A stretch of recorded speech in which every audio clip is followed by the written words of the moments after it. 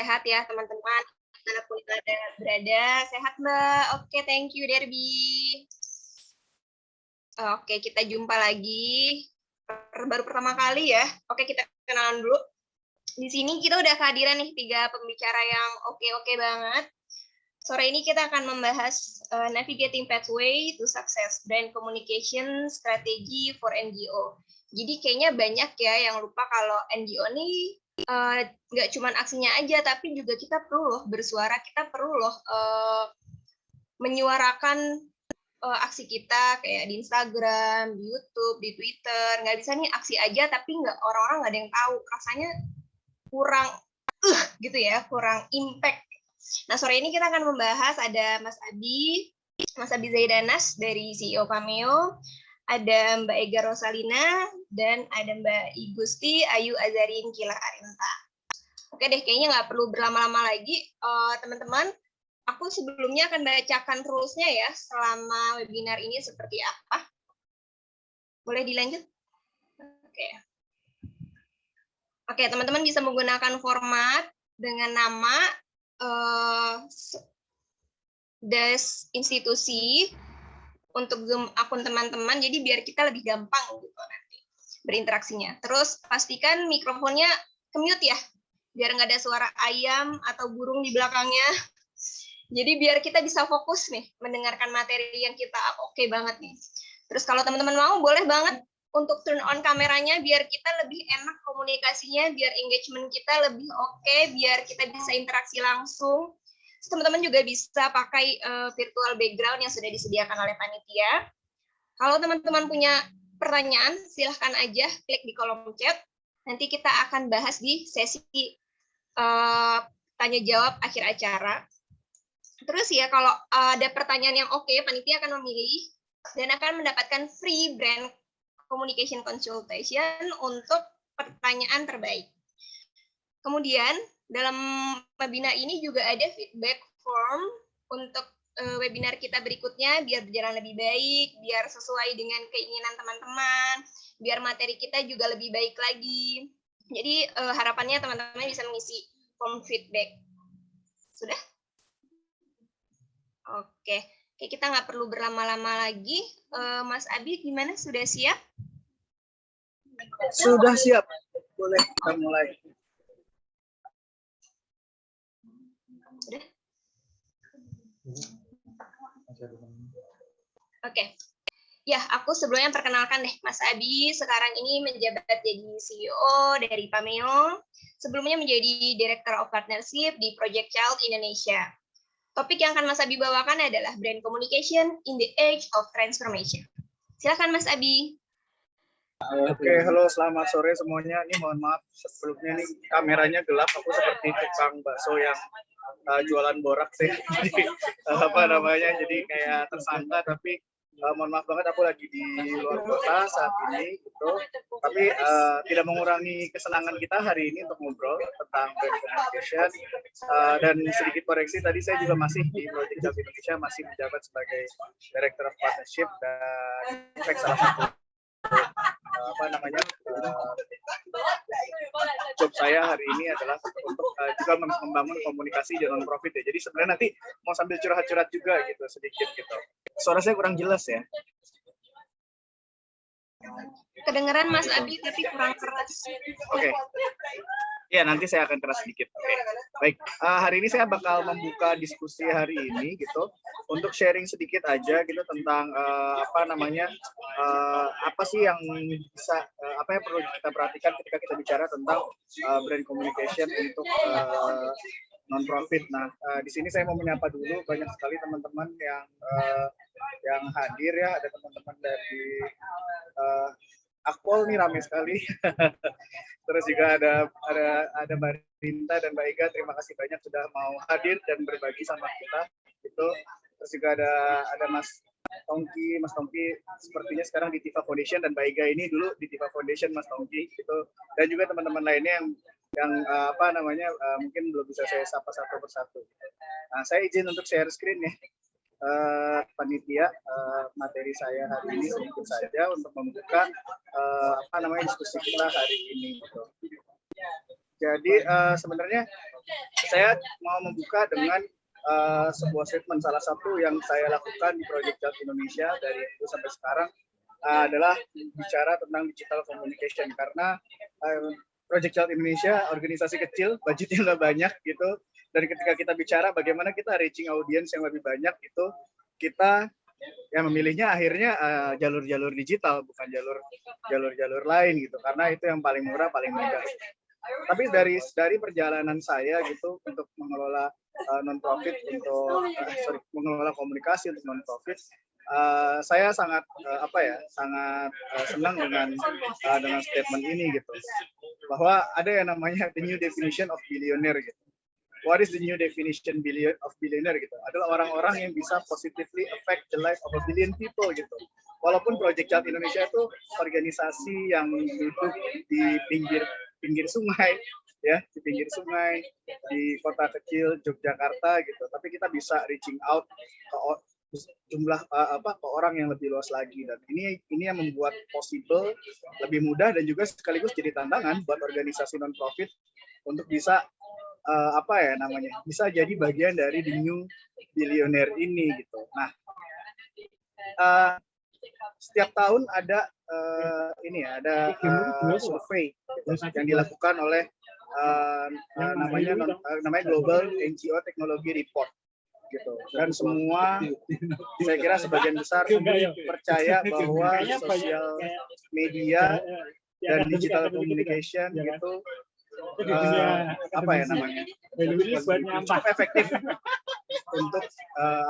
cukup efektif untuk bisa menaikkan brand awareness, untuk membangun social change gitu, dan juga untuk fundraising gitu.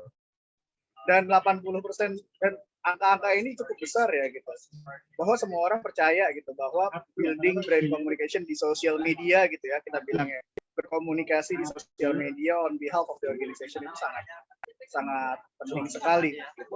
Cuma faktanya juga di report yang sama gitu, hanya sedikit dari ini report tahun 2019, report ini 2 tahunan dan yang lagi ditulis lagi untuk tahun ini 2021 gitu. Kalau teman-teman dari non-profit silakan ikut surveinya, nanti saya bisa bagi linknya gitu untuk punya datanya. Oh ya, data yang saya pakai ini data khusus di Asia ya. 46%, hanya 46% yang punya written social media strategi gitu. Dan saya bisa, dan dari 46% ini sangat sedikit ya organisasi yang ada di Indonesia gitu, dan organisasi yang paling banyak di Asia itu kan yang kecil-kecil ya, yang menengah dan kecil gitu. Nah, itu sangat sedikit yang punya strategi gitu. Pengalaman kami di Pameo, kita ketemu dengan banyak non-profit, banyak banget change makers dari government ya, dari komunitas-komunitas kecil, organisasi-organisasi pendidikan gitu. Sedikit sekali yang memang punya strategi tertulis, arahan yang jelas gitu. Sebenarnya komunikasinya mau seperti apa gitu. Dan sedikit banget juga organisasi-organisasi yang bicara tentang tracking impact-nya mereka di sosial media gitu. Dan ketika pun ada ya pastinya organisasi besar yang lebih established. Nah, ini data tahun 2019. Saya masih menunggu data tahun 2021 ya, yang lagi dikumpulkan tahun ini gitu. Dan pasti akan di survei itu akan ada bagaimana COVID impacting komunikasi untuk non-profit ya, seperti itu. Nah, sementara itu pandemi juga mengganti cara banyak orang untuk berkomunikasi. Ada banyak hambatan-hambatan gitu. Sementara kita bisa bilang ada banyak banget tantangan gitu untuk non-profit berkomunikasi saat ini gitu. Tapi juga banyak juga peluang. Karena apa ya? Karena semua orang tiba-tiba go digital, dipaksa untuk bisa untuk bisa berkomunikasi, menerima komunikasi, membagikan komunikasi secara digital jarak jauh. Dan ini kesempatan dan juga ya tantangan juga dalam waktu yang bersamaan. Nah, pertanyaan besarnya adalah gimana sih ini gitu? Pertanyaan besarnya ketika kita bicara gitu, pandemi gitu. Terus bagaimana kita berkomunikasi dengan brand sebagai organisasi gitu, komunikasi dengan audiens kita. Gitu. Bagaimana sih caranya membuat genuine connection dengan audiens kita dengan challenge tersebut gitu. Kita punya ketika pandemi ada banyak banget challenge ya yang yang kita temui gitu. Digital noise gitu. Semua orang bikin konten, semua orang pindah kontennya. Orang yang tadinya bikin seminar jadi bikin webinar kayak gini. Saya yakin di tengah-tengah jam ini gitu. Di sini ada salah satu kawan saya hari ini hadir namanya Walfernado gitu, Walfernado kan. Dia ini ikut ribuan udah ikut 1000 webinar lebih saya kira selama pandemi berjalan gitu. Saya tahu dia punya sertifikat banyak gitu. Dan digital noise itu ada banyak banget ya. Ada banyak di sana sini, konten juga ada banyak dan orang mulai fatigue ya, kelelahan gitu untuk bicara konten, untuk mengkonsumsi konten, bosan dengan orang jadi lebih bosan dengan konten yang itu aja gitu.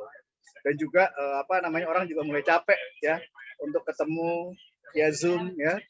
Capek dengan segala macam ketidakpastian ini. Dan juga tantangan lainnya adalah bagaimana non-profit juga pasti ada penyesuaian budget ya, karena ekonomi juga terpengaruh gitu, pastinya budget juga terpengaruh gitu. Kami di Project Child merasakan sekali gitu, bahwa resource kita jadi lebih limited dan harus jadi lebih hati-hati ketika kita bicara spending untuk untuk komunikasi digital kita gitu.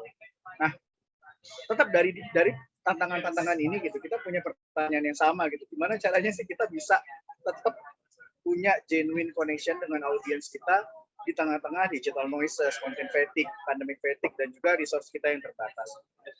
Nah, sementara itu juga pandemi nggak pandemi gitu, non-profit gitu, lembaga riset, ya, lembaga pendidikan.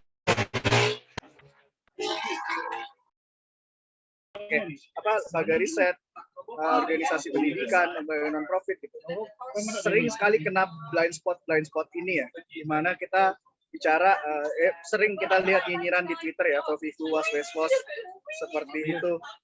Ya, mohon maaf suaranya banyak noise di saya Pak Ivan.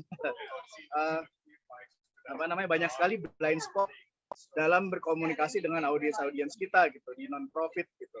Bagaimana kita ada dalam bias dan bubble kita yang kita ya setiap hari terekspos dengan data dan isu kita, sementara orang kebanyakan tidak gitu. Dan juga kita selalu punya kesulitan untuk untuk bisa memahami audiens kita, dan juga kita akhirnya membuat asumsi-asumsi yang akhirnya jatuh tidak akhirnya wasting wasting resources juga gitu. Dan Pameo gitu, dalam pengalaman kita handling klien-klien non-profit juga sering sekali bertemu dengan ini gitu, dan akhirnya kami menjadi jembatan gitu.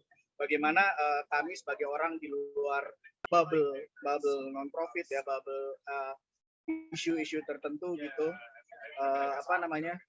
bekerja gitu. Nah, lalu pertanyaannya dalam diskusi kita hari ini bisa kita diskusikan adalah sebenarnya selanjutnya kita bisa gimana gitu. Nah, ada 3 hal yang mungkin bisa jadi PR buat kami dan buat kita semua gitu, ketika kita bicara tentang berkomunikasi ya di era digital ini, di era pandemi ini gitu, sebagai organisasi non-profit. Tentunya organisasi kecil dengan dengan budget terbatas gitu, bisa dan sangat disarankan untuk berkolaborasi gitu. Kita bisa saling kalau bahasa tadi ya, reaching out more audiences begitu, dan juga kita bisa bikin acara-acara kayak gini, sharing, building capacity satu sama lain ya, untuk bisa sharing best practice kalian gimana sih, best practice kita kayak gimana. Dan hari ini kita kedatangan Mbak Rinta dan Mbak Ega juga mungkin salah satunya untuk cerita itu gitu. Dan juga gimana caranya kita sebagai komunikator gitu bisa juga managing noises ya, digital noises ya, konten yang begitu banyak, fatigue gitu, dengan coba bisa fokus memahami audiens kita lebih baik lagi. Kira-kira itu yang saya kira bisa saya bagi sedikit untuk memulai diskusi hari ini. Nanti selanjutnya akan dilanjutkan Mbak Rinta dan Mbak Ega, dengan saya yakin pasti lebih baik lagi dari saya. Terima kasih.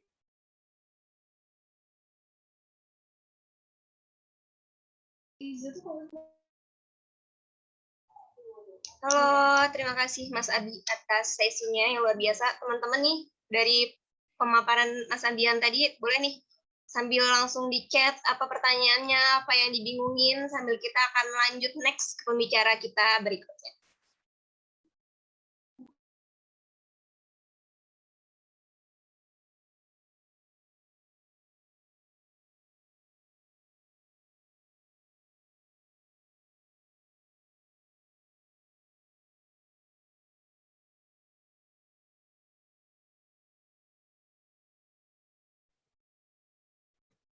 Oke, halo teman-teman, Mas Abi, Lilis, kawan-kawan Pameo semuanya, Mbak Rinta juga.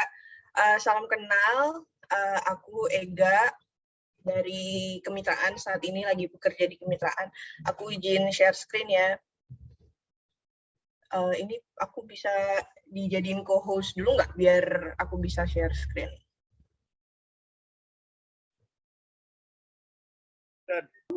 Iya, bisa Mbak Ega, sebentar ya. Oke.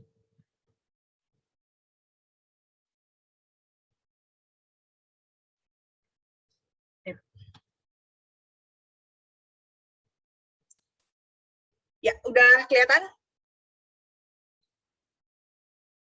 Sudah Mbak Ega, sudah terlihat. Oke, sip.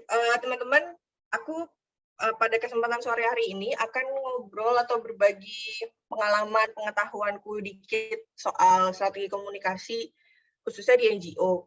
Aku nggak akan ngobrol ngasih materi yang terlalu teknis, tapi lebih ke poin-poin pentingnya aja supaya mudah diingat gitu ya. Sebelum ngebahas soal strategi komunikasi, aku mau mengenalkan sedikit soal kemitraan. Siapa sih organisasi ini dan kerjanya ngapain gitu. Kemitraan itu berdiri tahun 2001. Sebenarnya waktu didirikan itu dia sebagai lembaga donor, lembaga penyalur dana hibah. Sampai tahun 2010 gitu ya, baru 2010 dari lembaga penyalur dana hibah jadi lembaga implementing juga, jadi punya programnya sendiri, melakukan riset juga. Kemitraan itu tujuan didirikannya untuk mendukung reformasi, memajukan demokrasi, dan memperbaiki tata pemerintahan di Indonesia. Jadi waktu itu kan masih awal-awal reformasi ya, istilahnya kemitraan itu hadir untuk mengatasi persoalan pemerintahan kayak dari Orde Baru gitu. Orde Baru kan tidak transparan pemerintahannya, banyak KKN di mana-mana, mengenyampingkan hak asasi manusia dan sebagainya. Jadi kemitraan hadir untuk menjadikan pemerintahan kita di era yang baru, di era reformasi, jadi pemerintah yang lebih transparan, lebih akuntabel, anti korupsi, menjunjung hak asasi manusia, dan sebagainya. Jadi kemitraan itu melakukan banyak hal. Di satu sisi melakukan reformasi dari dalam pemerintahan. Maksudnya ngapain nih? Jadi kemitraan mendampingi pemerintah untuk membuat kebijakan-kebijakan yang lebih sesuai dengan kepentingan publik. Di sisi yang lain, kemitraan juga memberikan pandangan-pandangan kritisnya kepada pemerintah kalau dirasa ada yang kurang sesuai gitu kebijakannya.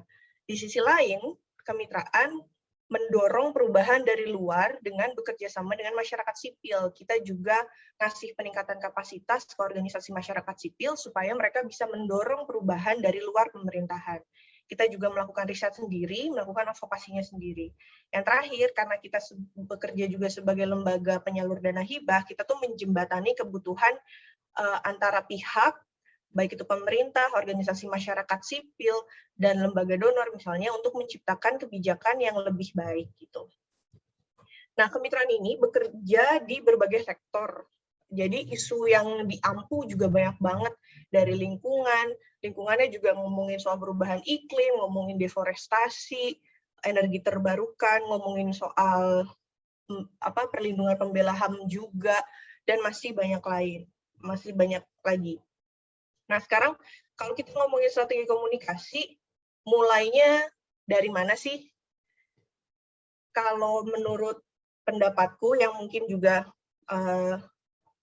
orang lain juga sepakat gitu ya, jadi kalau bikin strategi komunikasi itu belum tentu sama satu organisasi dengan organisasi lainnya. Jadi kita beda organisasi, beda juga strateginya, karena kan organisasi masyarakat sipil banyak nih, rupa-rupanya banyak, fokus isunya banyak, audiensnya juga beda-beda, gaya advokasinya beda. Organisasiku sekarang kayak di kemitraan beda pasti dengan Amnesty International. Kita kerjanya fokusnya di kebijakan, lebih banyak kerja bareng pemerintahnya. Beda nih dengan Amnesty yang fokusnya mereka juga melakukan kampanye, terus gerakan masyarakat sipil, jadi strateginya pun pasti beda. Nah, kalau kalian mau bikin strategi komunikasi, kan harus tahu juga ya tujuan bikinnya tuh ngapain sih. Kalau di kemitraan, tujuan bikin strategi komunikasi itu untuk meningkatkan visibilitas kerja-kerja organisasi di mata publik dan berbagai pemangku kepentingannya. Jadi supaya kemitraan itu punya pengaruh yang lebih besar dalam proses pembentukan kebijakan nasional. Di sisi yang lain, strategi komunikasi ini jadi panduannya tim komunikasi kemitraan nih. Kalau kita mau nyiapin materi-materi komunikasi, produk-produk komunikasi dan pengetahuan dalam mendukung kegiatan-kegiatan organisasi. Setelah kalian nentuin, oke, tujuan strategi komunikasi organisasi gue tuh maunya kayak gini nih. Nah, the next step is kalian harus ketahui dan pahami organisasi kalian. Karena kan ya tadi udah aku sebutin beda-beda gitu ya. Nah, mengetahui dan memahami itu adalah hal yang berbeda. Pengalamanku, ya aku bisa tahu informasi tentang organisasi kayak visi misi, nilai-nilai yang dijunjung itu apa, fokus isunya apa, itu cukup dengan baca websitenya aja. Oh iya, aku tahu nih. Tapi kan belum tentu aku memahami. Nah, proses kalian memahami lebih lanjut soal organisasi, itu bisa kalian lakukan dengan, misalnya, kalian mewawancarai atau ngobrol lebih lanjut sama orang-orang penting di organisasi kalian, baik itu direktur eksekutif atau pendiri organisasinya, atau manajer-manajernya. Bisa tanyakan ke mereka sebenarnya organisasi ini tuh organisasi yang seperti apa sih, mereka pengen organisasi ini dilihat sebagai organisasi yang seperti apa. Jadi kita paham nih, oh oke, organisasi ini seperti ini, nature-nya seperti ini, pengen dilihat sama publik seperti ini. Gitu. Kalian juga bisa melakukan analisis SWOT nih untuk memahami organisasi kalian. Apa sih kekuatan kalian? Apa sih kelemahan kalian? Apa peluang yang bisa kalian manfaatkan untuk mendukung perkembangan organisasi? Ancamannya apa yang bisa menghambat organisasi kalian? Ini bisa membantu kalian mengenal organisasi kalian lebih jauh. Kalian udah kenal organisasinya, udah paham nih, kalian bisa lanjut ke step selanjutnya untuk menentukan audiens kalian siapa. Untuk menentukan audiens ini, kalau pengalamanku, bisa juga nih ngobrol, jadi sambil ngobrol sama orang-orang penting di organisasi gitu ya, sebenarnya siapa sih, apakah hanya pemerintah aja, apakah hanya kalangan akademisi aja, apakah masyarakat umum aja, sebenarnya siapa target audiens organisasi kita. Itu. Selain itu, kalian juga bisa melakukan media monitoring. Kalau aku pernah untuk, katakanlah misalnya kita mau melakukan kerja di isu tertentu gitu ya, kita kan pengen memetakan dulu siapa sih aktor yang fokus di isu ini. Sekarang contohnya aku megang isu terkait perlindungan pembela HAM. Supaya aku tahu siapa audiensnya, misalnya aku melakukan media monitoring, ngelihat, oke, kalau di DPR, orang-orangnya siapa aja ya yang ngomongin soal perlindungan pembela HAM, jadi aku bisa meng-engage mereka. Terus aku juga bisa tahu aku berkawan dengan siapa sih, aku lawannya siapa sih, kasarnya gitulah. Nah, kalau di NGO, secara umum, ini target audiensnya dari pemerintah, ada lembaga donor juga, ada organisasi masyarakat sipil, universitas, media, dunia usaha juga swasta gitu ya, dan publik. Seringkali kita tuh lupa mendefinisikan siapa itu publik, siapa itu masyarakat umum.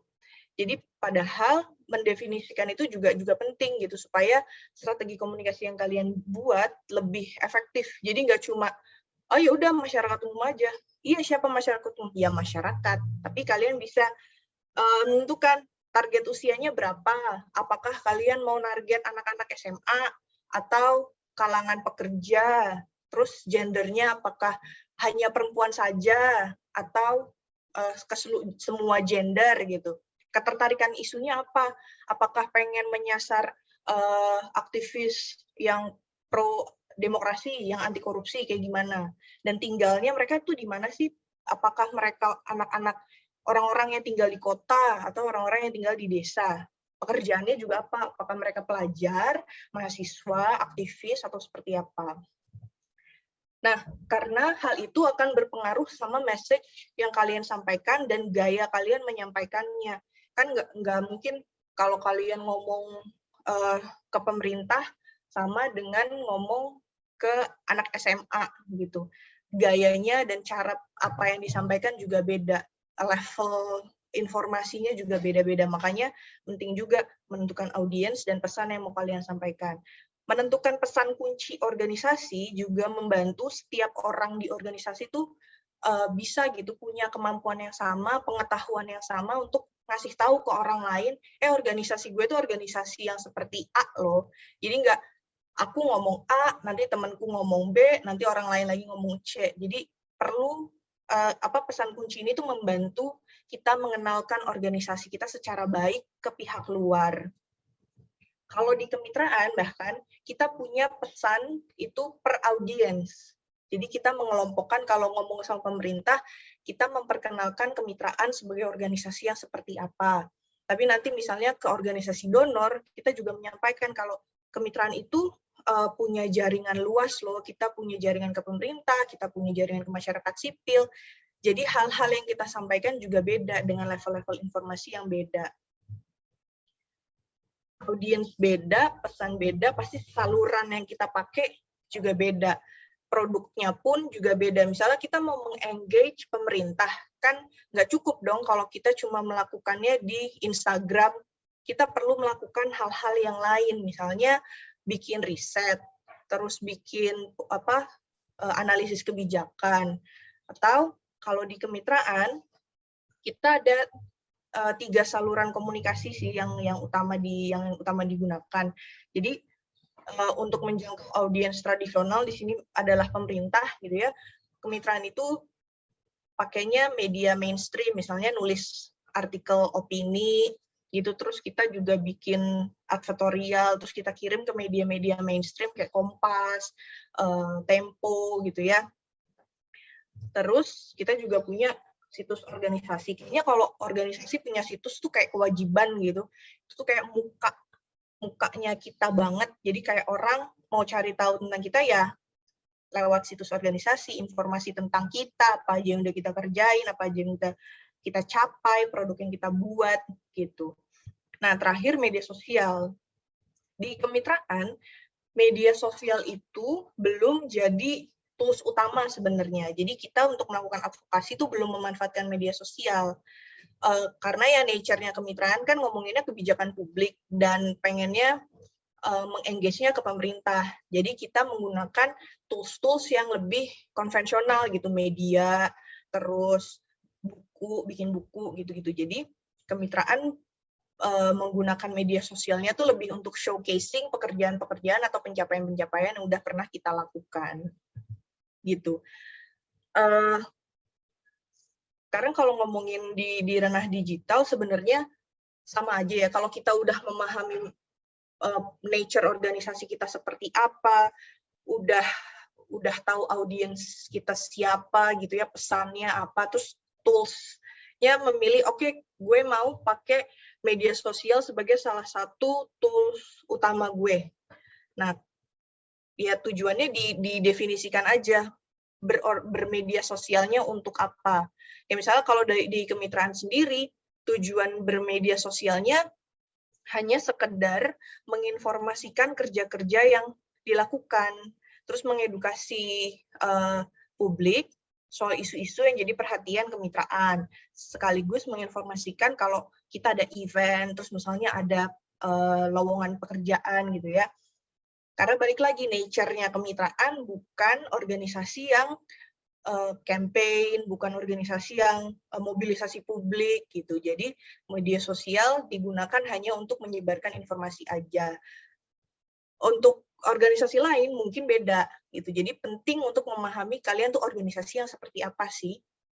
Nah, setelah kalian tahu, oke, mau nih pakai media sosial buat jadi tools utama. Nah, lagi-lagi perlu menentukan target audiens kalian siapa. Nah, kalau di kemitraan, karena bukan yang utama, jadi kita bikinnya range usia yang 23 sampai 40 tahun, gendernya semua gender. Tapi minatnya kita spesifikin, tentu yang jadi fokus-fokus isunya kemitraan, politik, anti korupsi, kelestarian lingkungan dan sebagainya. Untuk pekerjaan mereka ya aktivis, mahasiswa, jadi bukan pelajar SMA gitu yang jadi targetnya kemitraan. Jadi adalah orang-orang yang sebenarnya udah punya pemahaman dasar tentang ya anti korupsi, tentang hukum, tentang HAM gitu ya. Jadi bukan masyarakat yang awam banget. Terus kalau karena kemitraan nggak pakai media sosial sebagai tools utama, jadi kita menggunakan tools ini tuh ya udah sama aja, nggak ada yang spesial gitu. Kalau misalnya bikin konten buat Instagram ya sama aja kok kayak Facebook, karena lagi-lagi ini bukan channel utamanya kemitraan. Cuman kalau organisasi teman-teman memutuskan media sosial ini akan jadi tools utama, ya maka kalian harus memahami dulu karakteristik setiap platform, karena kan beda-beda ya. Instagram sama TikTok oke, mirip-mirip, tapi sama Twitter kan beda banget, apalagi sama LinkedIn gitu ya. Jadi kalian harus pahami itu dulu, baru bisa ketahuan nih treatmentnya nanti seperti apa, karena akan beda-beda juga. Nah, kalau misalnya udah menentukan gitu, oke mau pakai Instagram, mau pakai semuanya, berarti kan ya kalian harus pastikan konten yang kalian buat sesuai nih sama platformnya. Kalian nggak bikin video-video pendek gitu, tapi kan pasti dimuatnya buat di Instagram, buat di TikTok, bukan di LinkedIn gitu, karena beda nature platformnya. Terus buat kontennya juga yang sesuai sama tujuan kalian. Kalau memang tujuan kalian di awal adalah oke, pengen pakai sosial media untuk mengedukasi publik, ya berarti konten-kontennya adalah konten-konten yang edukatif. Tujuannya pengen mengedukasi, tapi isinya kayak cuma event aja, itu kan juga nggak match gitu ya. Nah, yang terakhir menurutku penting adalah menjaga visibilitas organisasi. Ini juga yang agak susah karena di NGO tuh bahkan kemitraan sendiri tuh masih struggle membuat visibilitas yang konsisten gitu. Jadi supaya organisasi kalian tuh juga terlihat profesional, orang nggak sekedar kayak misalnya desainnya gitu deh, kayak hari ini kok warnanya kuning hijau, besok warnanya merah biru. Jadi itu penting untuk disamakan supaya kalian tuh punya brand gitu. Nah, yang terakhir, kalau misalnya aku buat konten gitu untuk media sosial, pertama kalau di kemitraan dan pengalamanku di organisasi-organisasi sebelumnya, kita ngerencanain dulu mau bikin konten apa sih, mau dipostingnya di mana sih, produk yang mau kita share tuh apa, apakah infografis, apakah buku gitu ya. Baru ya dibuat kontennya berdasarkan branding yang organisasi kalian udah punya warnanya. Misalnya kalau kemitraan warnanya merah, berarti konten-kontennya ya setidaknya adalah warna-warnanya kemitraan gitu. Konten-kontennya juga disesuaikan lagi dengan tujuan kalian bermedia sosial apa. Tapi kalau udah jadi kontennya dan udah kalian share, jangan ditinggalin gitu aja. Kalian kan perlu memantau interaksinya. Kalau ada komen ya dibalas gitu. Kalian juga harus menjaga engagement di konten-konten kalian. Yang keempat, di setiap akhir bulan yang dilakukan adalah lihat nih statistik media sosial kalian, perkembangannya gimana, engagement-nya bagus apa enggak, impression-nya bagus apa enggak. Terus dilihat juga konten seperti apa sih yang banyak like-nya, konten seperti apa yang paling dikit like-nya. Jadi dari situ kalian akan lihat, oh ternyata audiens kita di media sosial paling suka video-video reels. Misalnya kalau di Instagram, berarti next month kita buat reels-nya ditambahin deh. Terus, oh ternyata dikit nih yang suka konten-konten yang slide-nya banyak, jadi berarti besok kita kurangin deh konten yang teksnya banyak, gitu. Kita perbanyak yang disukain aja. Gitu. Jadi kalian udah buat laporan statistiknya, udah analisis hasilnya, jadi next month-nya ada perbaikan yang dilakukan. Karena aku percaya media sosial itu kan dinamis, jadi kalian juga punya kesempatan untuk selalu memperbaiki diri. Sekian dariku, itu aja sih. Semoga teman-teman ada bayangan ya, setidaknya hal-hal penting apa aja yang perlu diperhatikan kalau kalian mau bikin strategi komunikasi untuk organisasi maupun untuk komunitas ya, untuk teman-teman yang masih kuliah. Itu dariku. Mbak Lilis, kembalikan. Oke, thank you banget Mega. Aku setuju banget sih sama tadi tuh. Karakter tiap platform beda, penggunanya beda, treatmentnya pun beda. Bener banget sih. Kayak zaman sekarang joget-joget. Sebenarnya Instagram tuh platform yang semuanya masuk gak sih Mega? Yang YouTube juga masuk ke Instagram, Twitter juga masuk ke Instagram, TikTok juga ikut masuk ke Instagram.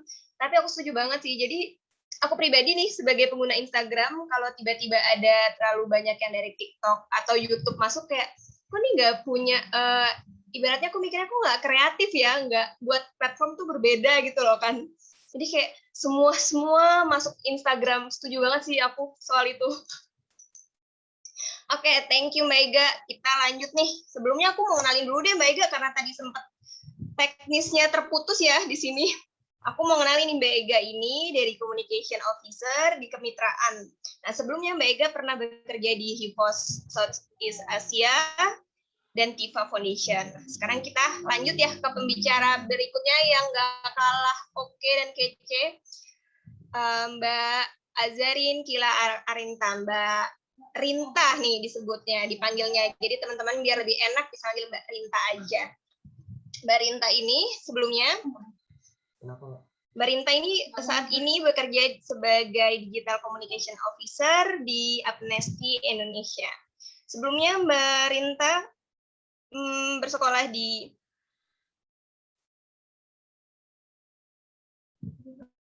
keputus ya.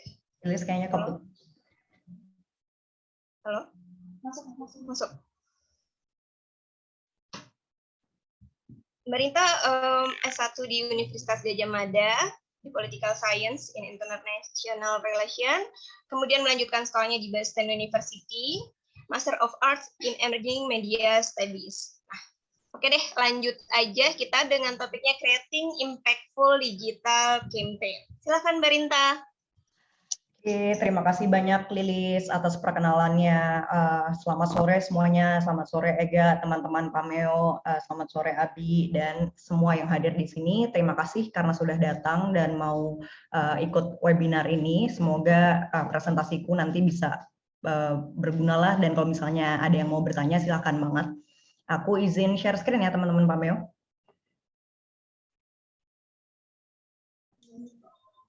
Oke.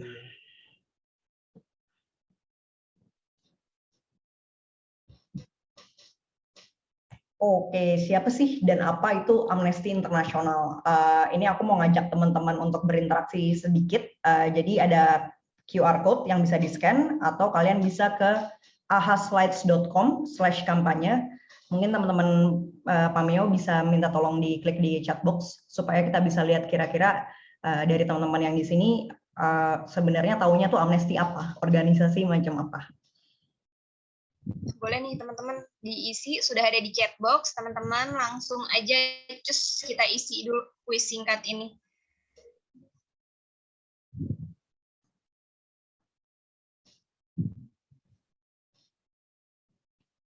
Ada waktu 60 detik untuk ngasih ya human rights NGO.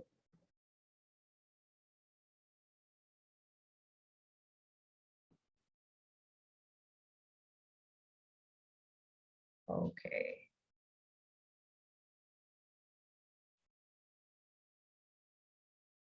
Sebagai advokasi menarik.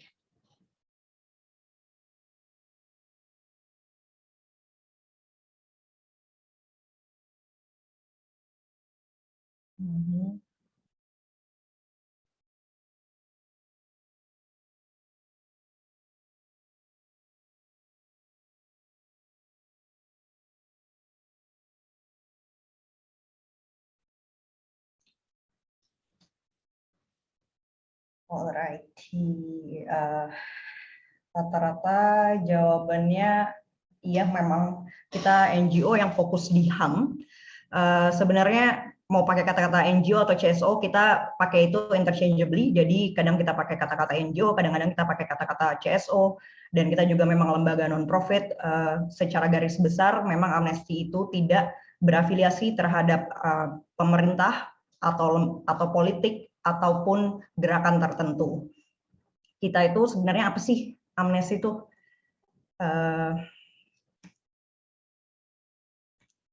Amnesty sebenarnya lebih banyak mendefinisikan diri sebagai gerakan ya. Jadi kita bermitra, kenapa kita bilang kita bermitra dengan lebih dari 7 juta orang, itu maksudnya adalah semua orang yang menjadi member Amnesty.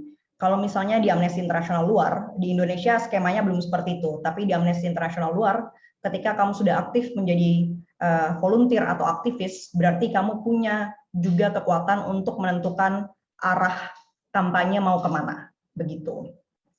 Kami didanai publik, bebas dari ideologi politik apapun, dari kepentingan ekonomi dan agama apapun.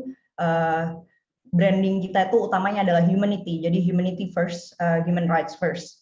Jadi kita percaya bahwa nggak ada satupun kekuasaan yang boleh luput dari pengawasan. Semua situasi apapun, kita tuh pasti punya harapan untuk mengubah itu. Begitu. Oke, kita nonton video singkat nih. Ini bisa di-play nggak ya? Nah.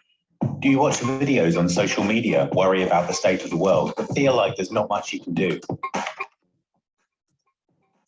Are you fed up with politics of left versus right, of us versus them? Do you think there's too much talk of the economy when it's people on the planet that really matter? Do you believe we have a shared humanity and a shared responsibility for what goes on in the world, despite what politicians tell us? If you do, then you are one of us. Amnesty International is a global movement made up of more than 10 million supporters. And here's one of them. This is Kanza. She learned about Amnesty on social media and started signing and sharing our petitions online. She now volunteers as a youth leader in Pakistan, and she's a passionate advocate for women's rights, helping to inspire more young people to become campaigners and activists.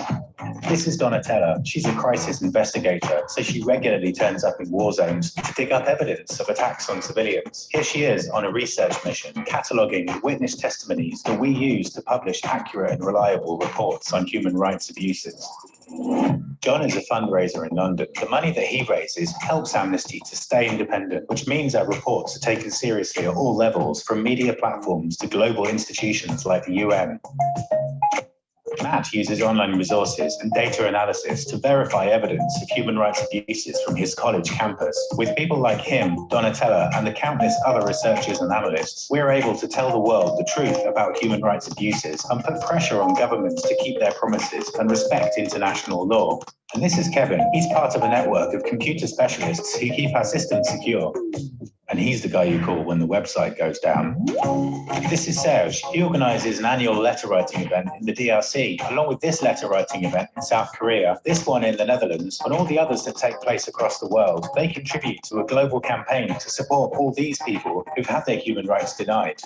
This is Andy. He's the video producer that made this video. And this is you. You're the one watching this video and worrying about the state of the world.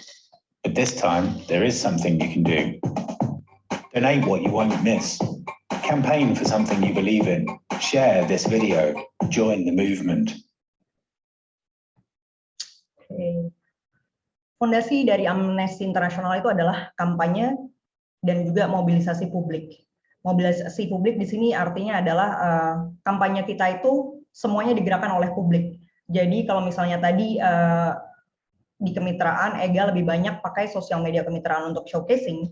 Kalau misalnya Amnesty memang tujuannya adalah untuk mobilizing people. Jadi ada suatu isu, ada kampanye yang kita jalankan, dan kemudian kita encourage orang-orang melalui konten media sosial kita untuk take action. Seperti itu. Tapi apa sebenarnya kampanye itu? Karena definisi kampanye dari setiap organisasi itu beda. Definisi kampanye kalau misalnya kalian cari itu juga beda-beda.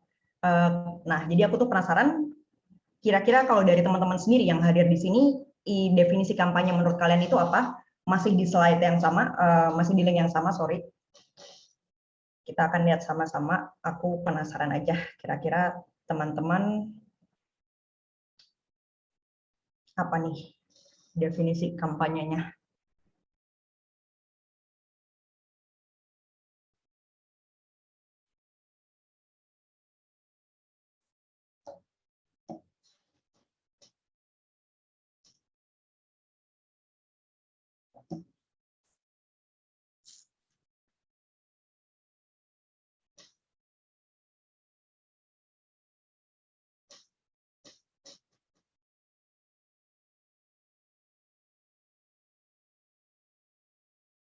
Oke, ini jawabannya menarik-menarik sekali.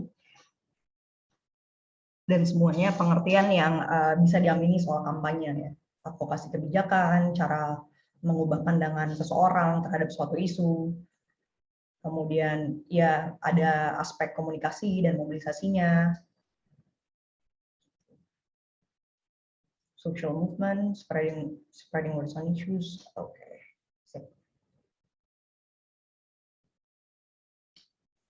Oke. Nah, kalau di Amnesty sendiri, kita memahami kampanye itu sebagai sebuah program atau proyek. Dia sangat terfokus, dia terikat waktu, jadi jangkanya sudah ditentukan apakah jangka panjang atau jangka pendek. Dia berangkat dari analisis masalah, pemetaan kekuatan yang terperinci, jadi berbasis riset, lalu didukung oleh teori perubahan atau theory of change. Nah, kalau di Amnesty sendiri, kampanye itu harus menggunakan berbagai taktik, tapi setidaknya menggunakan didukung penelitian, lalu ada aspek komunikasinya, di saat yang bersamaan ada aspek advokasi, dan kemudian mobilisasi publik. Kita juga memperhitungkan sumber daya yang ada di setiap chapter-chapter Amnesty yang ada di seluruh dunia, kemudian apakah kita punya resources operasional untuk menjalankan kampanye itu. Gitu. Salah satu sukses stories dari Amnesty adalah ini kampanye terlama Amnesty yang memang sudah terlihat hasilnya lah. Kalau di Indonesia kampanye ini disebut dengan PENA, Pesan Perubahan, di mana kita tidak hanya menandatangani petisi, tetapi juga menulis surat untuk stakeholder, pejabat pemerintahan atau organisasi yang memiliki pengaruh untuk merubah kebijakan, supaya mereka bisa mengambil kebijakan yang lebih baik dan lebih ramah HAM. Kita lihat sebentar, ini contoh dari Right for Rights, kampanye tahunan Amnesty International.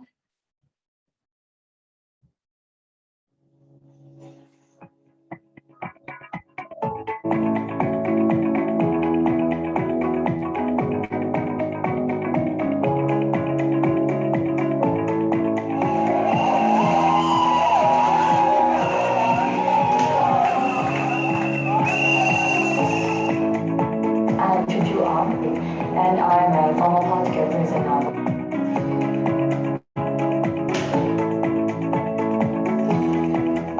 I spent 44 years in solitary confinement.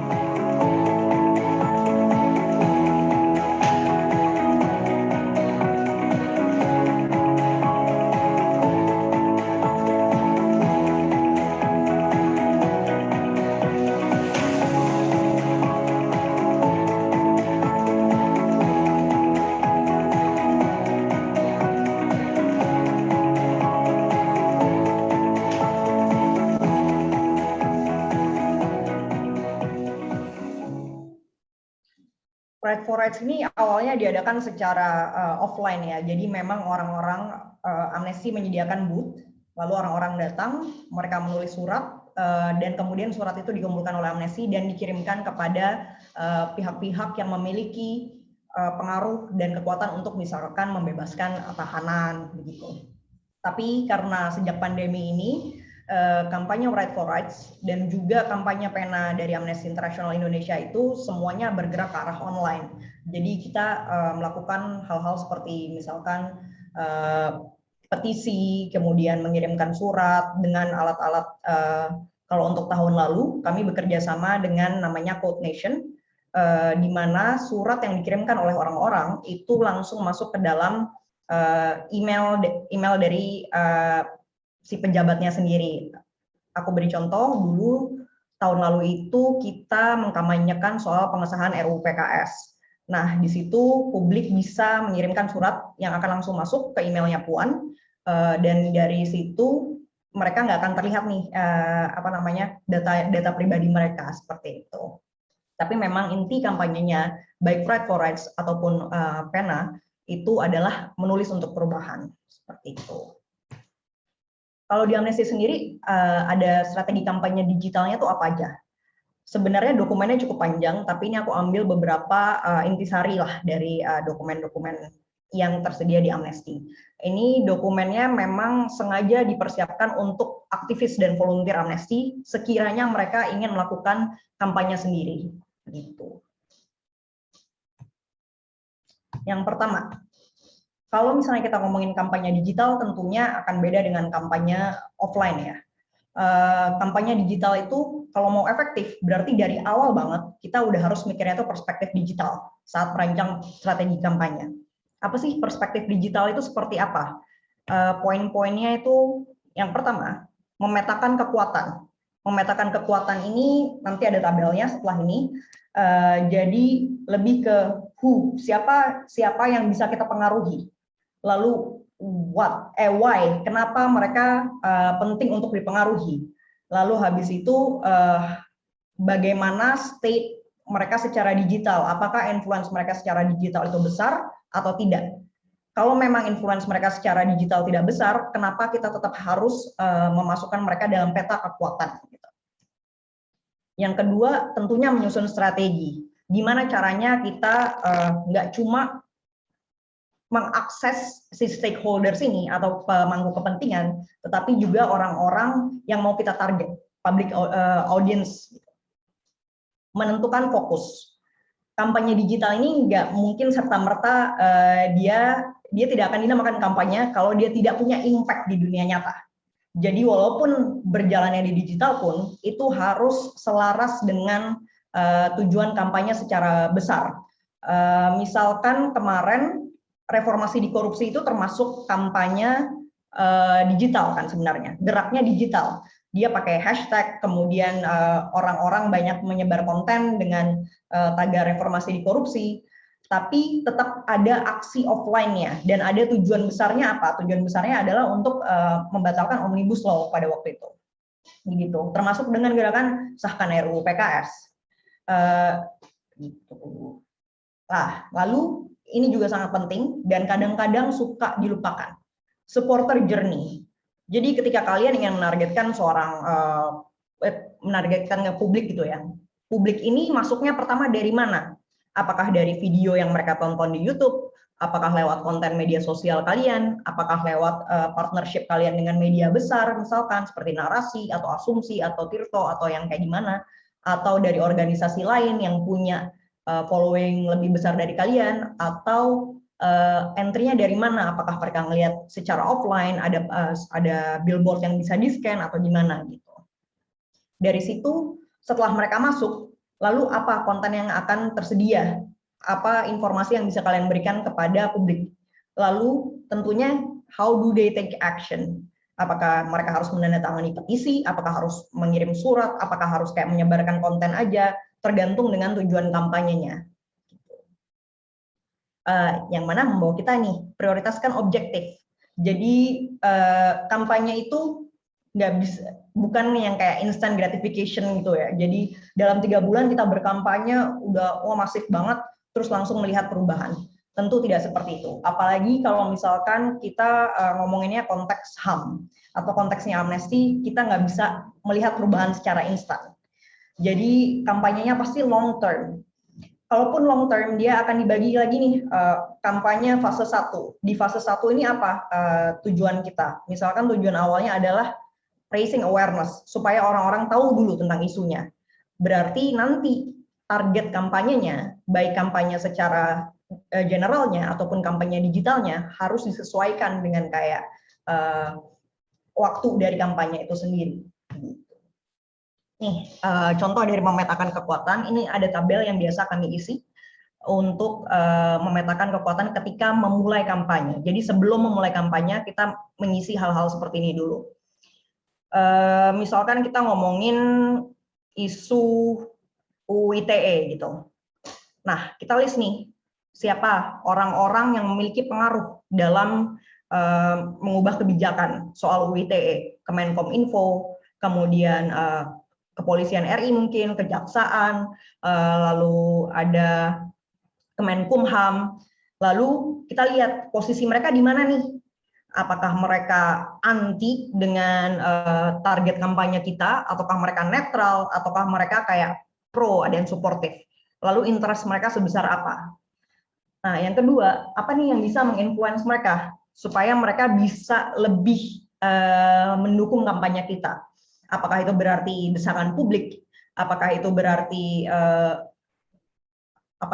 mengirim surat secara massal ke mereka, ataukah harus turun aksi ke jalan gitu.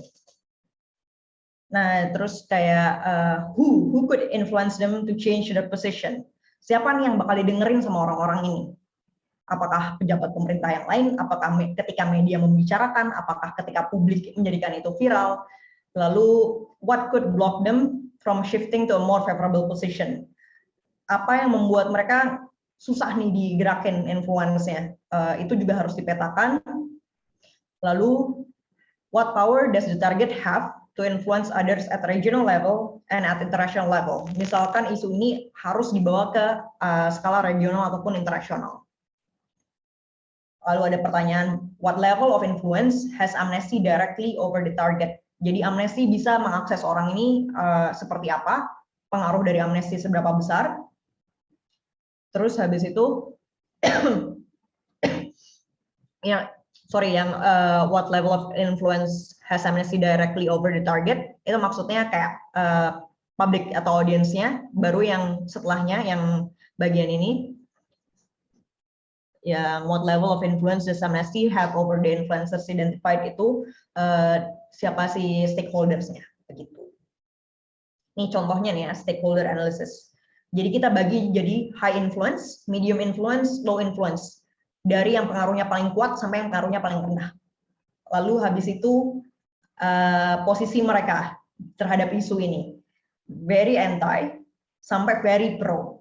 Nah, gitu. Biasanya target market kita atau target audiences-nya itu akan berada di sini. Very pro tapi low influence. Sehingga mereka harus didukung oleh pihak-pihak lain yang memiliki medium influence dan high influence. Begitu.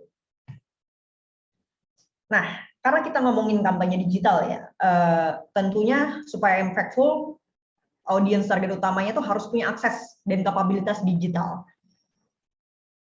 Apa maksudnya akses dan kapabilitas digital? Secara spesifik nih, kita misalkan menentukan berdasarkan demografi orang-orang yang memiliki latar belakang pendidikan minimal S1,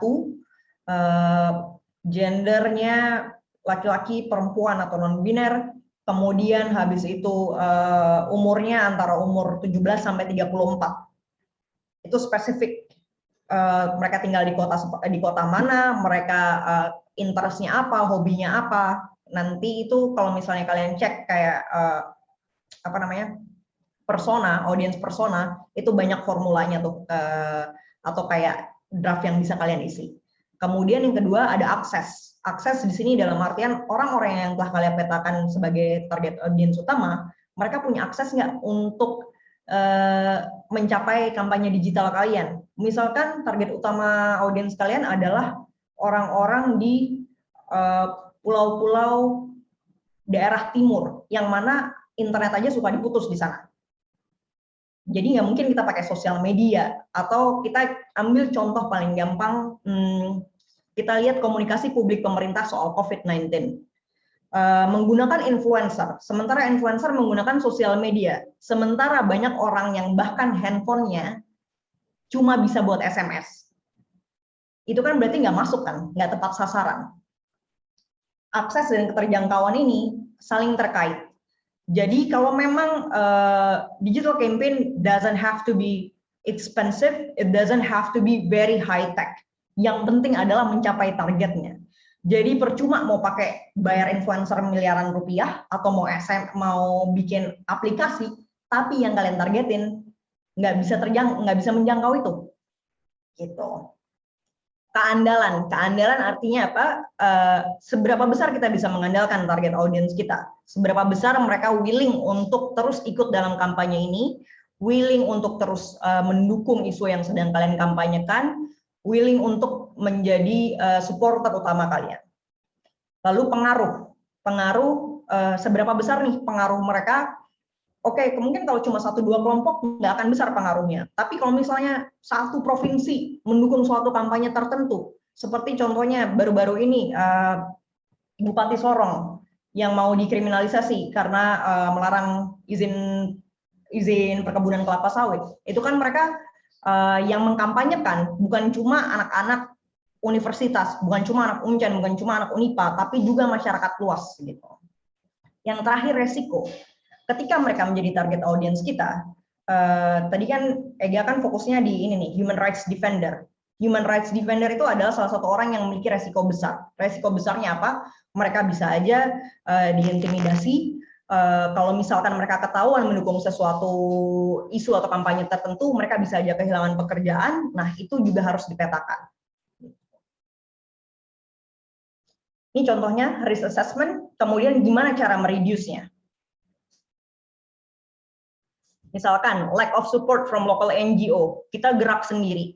Kampanye itu erat hubungannya kan dengan mobilisasi publik, berarti dia gerakan nggak mungkin orang gerak sendiri, berarti harus ada support dari organisasi lain atau komunitas lain atau individu lain. Makanya kita sering lihat kalau misalnya isunya sosial politik atau HAM itu banyak koalisi misalkan yang baru-baru ini ada berani jujur pecat yang soal KPK, kemudian ada koalisi UU ITE yang lagi memperjuangkan untuk revisi total UU ITE. Nah, gimana caranya kalau misalkan ada risiko kita nggak dapat support dari lokal NGO lain? Lokal NGO lain tuh bisa juga, misalkan kita bergerak di nasional, di Jakarta gitu, di pusat kota, kemudian kita ingin berkampanye misalkan di Balikpapan, di Kalimantan Timur. Kita lihat di situ ada komunitas atau ada CSO atau ada NGO lain nggak? Berarti kita harus mengengage mereka. Misalkan kita punya resources yang lebih, berarti kita harus memupuk hubungan dengan mereka, memberikan workshop lah, atau kayak kasih kapasitas building gitu, supaya kita bisa gerak bersama. Nah, terus prioritaskan anak muda dalam mobilisasi. Kenapa anak muda?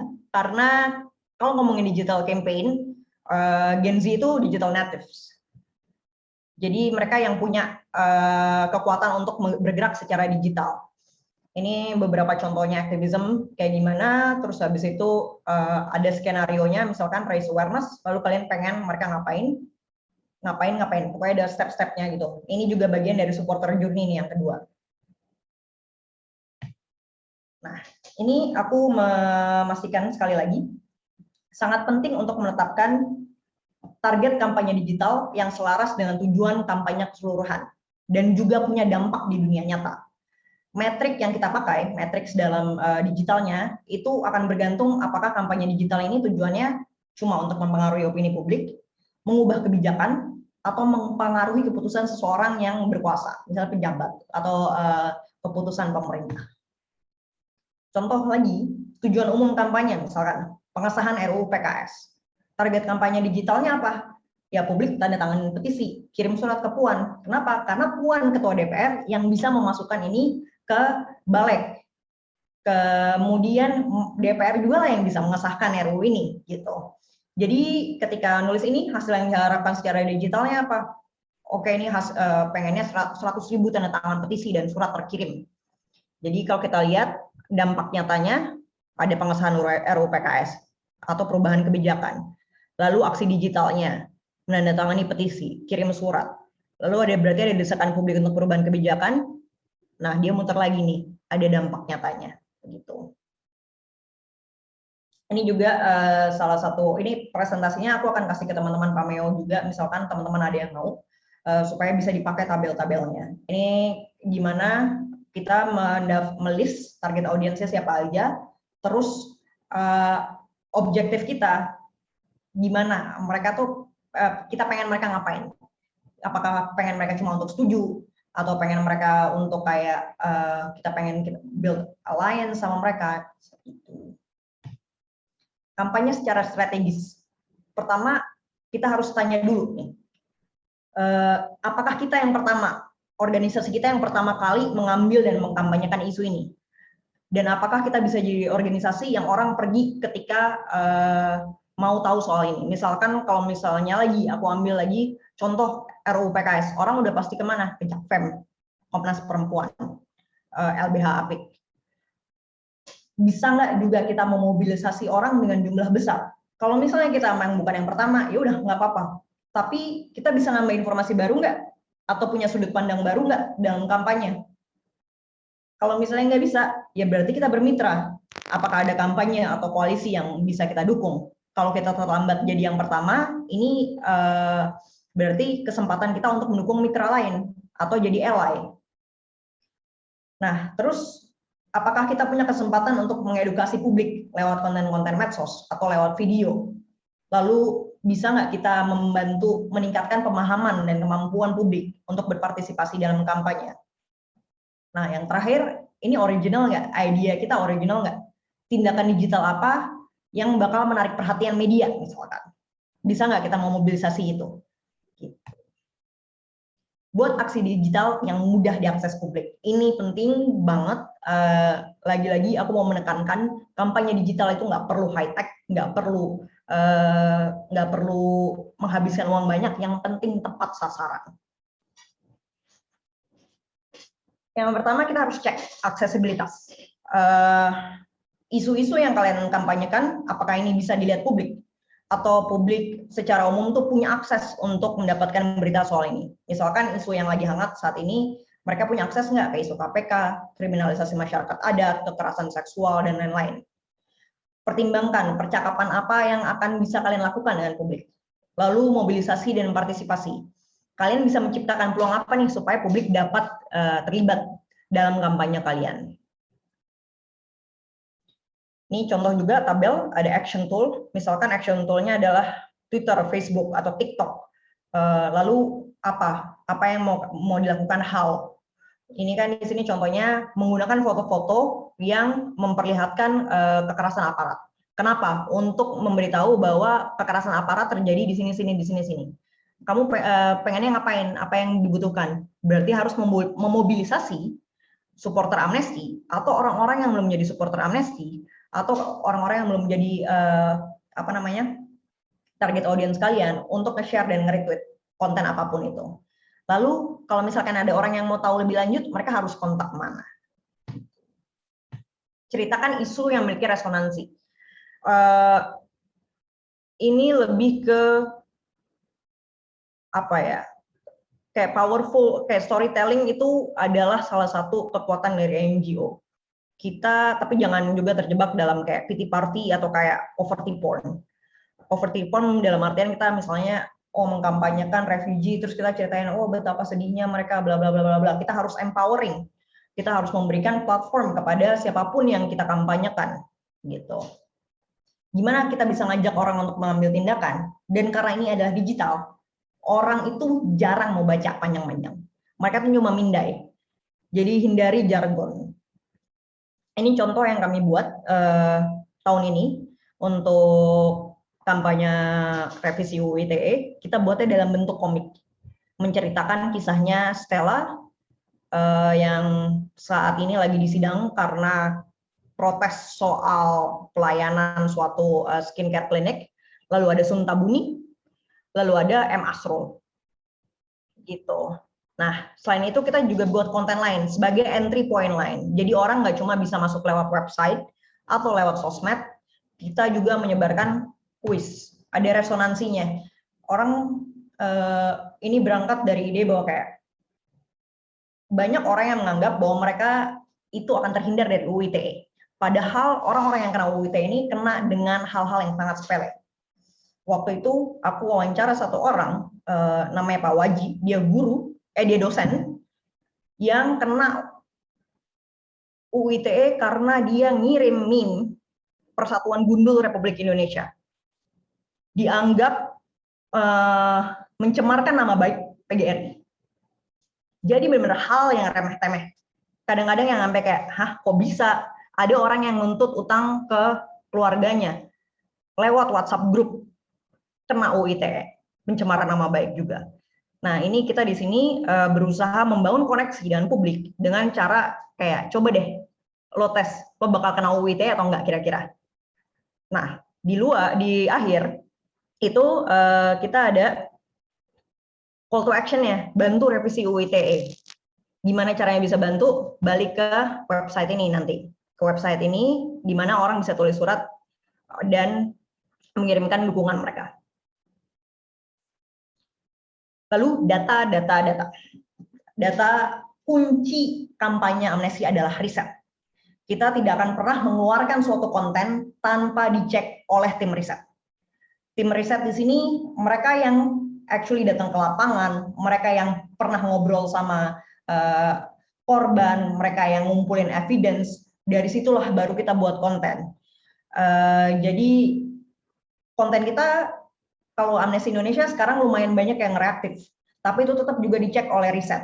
Kalau misalnya kampanye jangka panjang, itu pasti kita pakai data-data yang udah dikumpulkan oleh riset. Tapi riset di sini juga bukan hanya riset substansi secara HAM, tapi juga riset digital. Misalkan analisis audiens, pekerjaanku di kantor itu juga melakukan monitoring secara digital, percakapan secara digital. Apa yang lagi banyak diomongin orang-orang, sentimen orang-orang itu seperti apa. Kalau ada yang tahu Ismail Fahmi dengan drone empritnya, Amnesty punya tools serupa yang kita bisa ngecek sentimen orang nih gimana nih lagi di publik, percakapan digital seperti apa. Terus apakah kita mengadakan survei dari kampanye sebelumnya? Apakah kita mengadakan FGD supaya mendapatkan opini orang-orang? Apakah mereka ngerasa kayak ngapain sih lo ngomongin isu itu, nggak ada yang tertarik? Nah itu juga kita harus memakai data-data yang sudah ada untuk menyusun kampanye berikutnya. Pantau, ukur, uji, sesuaikan. Pantau, bagaimana kamu bakal pantau di kampanye digitalmu? Apakah lewat insight Instagram? Apakah kalian punya tools sosial media? Ataukah kalian mau mengirimkan survei? Misalkan, oke, kirim survei yang isi dapat merchandise sesuatu. Lalu, ngukurnya gimana? Misalnya, konversi jadi tindakan tuh berapa banyak orang yang tanda tangan petisi. Atau jangkauan di media sosial, berapa banyak yang kita reach. Itu balik lagi hubungannya dengan tujuan kampanye. Terus ada nggak pengujian sebelum menjalankan kampanye diluncurkan? Mau coba jenis iklan kayak gimana? Mau tes iklan, tipe visual dan teks. Jadi A/B testing, coba contoh konten A, contoh konten B. Mau ngelakuin FGD, ngobrol sama orang-orang supaya dapat masukan atau meluncurkan survei. Nah, terakhir disesuaikan. Dari semua data analisis ini, gimana menyesuaikan kampanye berdasarkan tanggapan publik dan data yang sudah kita dapatkan. Gitu. Sekian dariku, mohon maaf kalau aku ngomongnya kecepatan, tapi presentasi ini aku bisa bagikan ke teman-teman, sekaligus ada checklist digital campaigns yang mungkin akan berguna untuk teman-teman. Terima kasih Lilis dan teman-teman semuanya. Oke, thank you Mbak Rinta. Aku jujur asik banget sih ngeliatin materinya. Jadi kayak wah gitu. Oke, lanjut aja nih ya teman-teman, kita ke sesi tanya jawab. Sebelumnya udah ada yang nanya nih dari Mas Ivan. Mas Ivan nih dari PT Jarum. Untuk Kak Abi. Halo Kak Abi, saya mau tanya nih di slide tentang blind spots, assumption yang dimaksud apakah asumsi yang berkaitan dengan log frame kita? Silahkan dijawab Mas Abi. Iya, tadi kita bicara soal bubble, kita bicara soal asumsi ya. Banyak sekali terjadi gitu, bukan cuma di non-profit kecil gitu, dan dalam banyak perusahaan besar juga gitu, brand-brand besar juga gitu. Ya memang kadang-kadang gitu ketika kita baru memulai sebuah campaign atau sedang mencoba membuat desain organisasi, kita berasumsi misalnya orang tuh sudah paham dan tahu kenapa ini penting di level tertentu gitu. Lebih sering daripada tidak orang tidak tahu ya, orang tidak mengerti itu tentang isunya gitu, dan maka dari itu yang tadi dibilang ya blind spot gitu ya, asumsi demikian yang membuat jadi akhirnya tadi kalau katanya Rinta campaign-nya ini ya jadi kurang efektif gitu, karena asumsi tadi membuat kita untuk mengurangi kita untuk mau memahami audiens kita. Itu sih yang dimaksud dengan asumsi. Tadi juga nanya soal blind spot, bubble ya, gitu juga memang gitu. Sering daripada tidak gitu, karena kita sehari-hari ketemu orang-orang yang memperjuangkan isu-isu yang biasa kita perjuangkan gitu.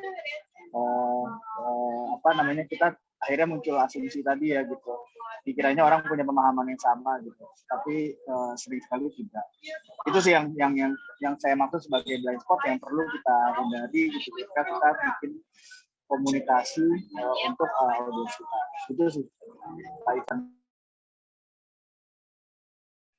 Oke, terima kasih Mas Abi jawabannya. Untuk Mas Ivan terjawab nggak kira-kira pertanyaannya tentang blind spot ini?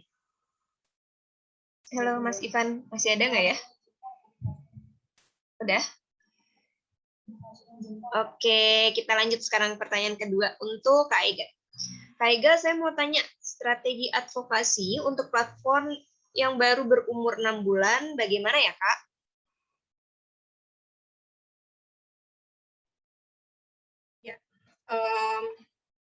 Aku agak bingung sih, maksudnya si platform yang baru berumur 6 bulan nih kayak gimana? Aku anggap aja ini dia organisasi atau komunitas baru gitu ya. Kalau dari pengalamanku sebenarnya bikin strategi untuk sesuatu yang baru itu lebih mudah. Kayak misalnya untuk organisasi baru gitu ya, itu lebih mudah daripada bikin strategi komunikasi untuk organisasi yang sebenarnya udah lama berdirinya. Karena kayak misalnya contoh kemitraan kan sudah lama berdirinya. Dari zaman dulu di mana belum banyak organisasi yang menganggap strategi komunikasi itu penting. Yang penting programnya aja dulu jalan segala macamnya gitu ya. Akan lebih susah kenapa? Karena kita harus meredefine ini organisasi ini tuh sebenarnya apa sih, harus kayak gimana sih, audiensnya kayak apa sih. Nah, sementara kalau itu baru dibentuk akan lebih mudah karena kita bisa langsung mengakses ke orang-orang pendiri-pendirinya nih, masih fresh kan. Jadi para pendirinya ini masih mudah dijangkau karena mereka pasti akan monitoring si baby mereka ini dengan lebih masih aktif gitu. Jadi kita bisa nanya dengan mudah ke mereka sebenarnya ini organisasinya apa, balik lagi kenali dulu organisasinya atau komunitasnya atau si platformnya ini tuh seperti apa, tujuan dibikinnya tuh apa, nature-nya tuh kayak gimana, baru ya audiensnya dilihat lagi, terus bagaimana kalian mau mengengage audiens kalian, apakah lewat media sosial, apakah lewat media sosial juga media sosial yang mana misalnya. Sederhananya kayak gitu sih. Tapi kalau menurutku itu akan lebih mudah dilakukan karena ya nggak ada kepentingan-kepentingan lain, namanya juga baru dibikin ya. Orang-orang yang terlibat juga asumsiku belum terlalu banyak dibandingkan dengan kayak organisasi kayak kemitraan yang udah dibangun dari lama. Jadi kayak kita harus orang-orangnya kepalanya lebih banyak, pemahamannya lebih luas gitu-gitu sih. Kalau dariku. Semoga menjawab ya. Oke, thank you Kak Ega. Gimana Mas Ivan, pertanyaan yang barusan terjawab?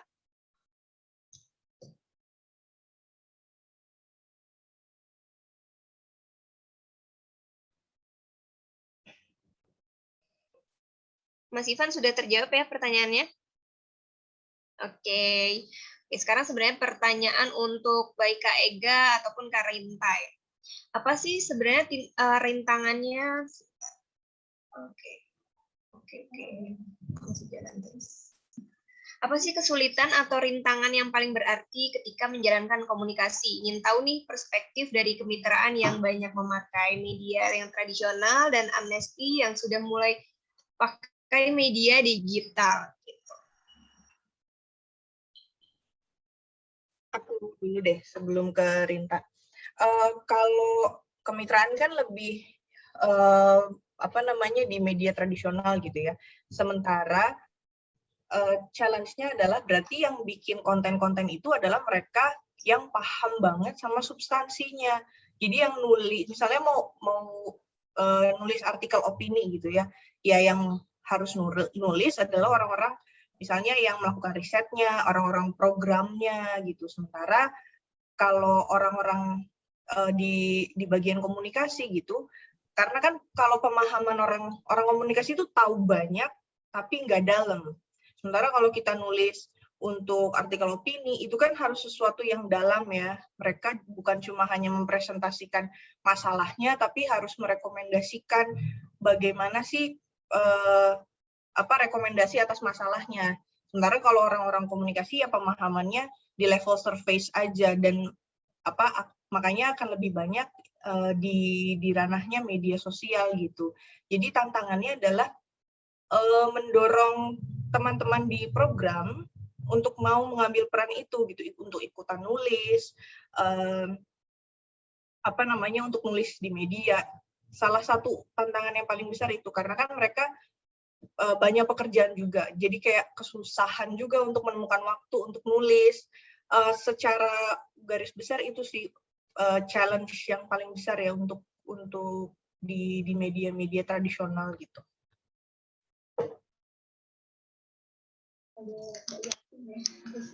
Oke Kak, aku ya berarti rintangan atau tantangan kalau misalnya pakai media digital. Ini sebenarnya juga jadi salah satu PR tim komunikasi dan media di Amnesty ya. Tantangan terbesar kita saat ini adalah konten fatigue atau orang-orang mulai capek dengan konten digital karena terlalu banyak konten digital. Itu satu. Jadi kita nggak tahu nih, dan yang kedua tuh kita nggak tahu gimana konten yang kita berikan kepada orang-orang itu bisa kemudian mempengaruhi tujuan kampanye secara lebih luas atau kayak tujuan Amnesty secara lebih besar. Apakah dengan orang baca konten doang kita bisa memastikan bahwa RUU PKS bakal disahin atau UU ITE bakal direvisi? Kan itu nggak bisa. Itu jadi tantangan terbesarnya di situ.